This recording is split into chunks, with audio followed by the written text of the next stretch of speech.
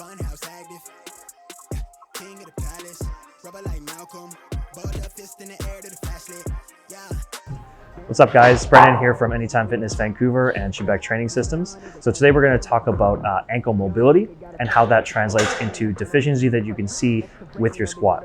Today we're also going to talk about steps that you can take to mobilize that ankle and create a nice, clean, efficient squat.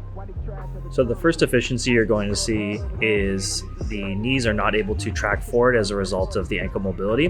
What happens is the load is shifted into the hips, the chest collapses forward, and the bar path becomes very forward weighted, putting a lot of shear force on the lower back. The second deficiency they're going to see is the knees tracking inwards as a result of not being able to track directly over the toes. So what's going to happen is the hips are going to internally rotate, the knees are going to cave in, creating a very, very inefficient and dangerous squat. A quick way to screen the ankle mobility is going to a half kneeling position in front of the wall, 6 inches out from the wall or a full palm and a thumb. Drive the heel into the ground, push the knee towards the wall, and you're attempting to touch that knee against the wall while keeping the heel pushed into the ground. So what we want to try to avoid is as you push into the wall, not letting that heel raise, keeping that heel down, pushed into the ground as you push the knee in towards the wall. So during that ankle mobility screening, you're probably going to feel one of two sensations if you can't touch that knee all the way to the wall. First one's going to be a blocking or a pinching sensation into the front of the ankle as you press that knee in towards the wall.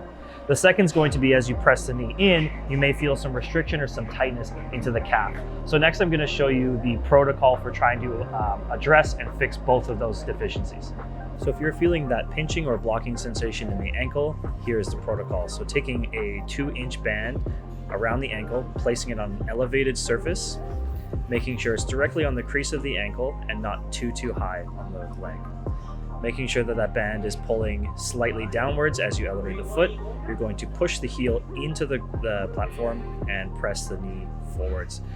You're going to track slightly outwards, slightly inwards, and then pressing straight forward, making sure you're keeping that heel down and pressed into the platform. Pushing that knee in each direction about 3 to 4 times for 2 sets. So the second protocol, if you're feeling tightness in the calf, simply you're just going to do a little bit of myofascial release and foam rolling of the calf. So get onto the foam roller, pull the toes back towards the body, exposing the calf, and roll good long strokes back and forth. Make sure you're turning that foot to the inside and to the outside to get the full circumference of the calf. After the foam rolling, you're going to go into some static calf stretching. So placing your toe up against the wall, leaning forward into it and getting a nice deep calf stretch. You're going to be holding this for 3 sets to 60 to 90 seconds per calf.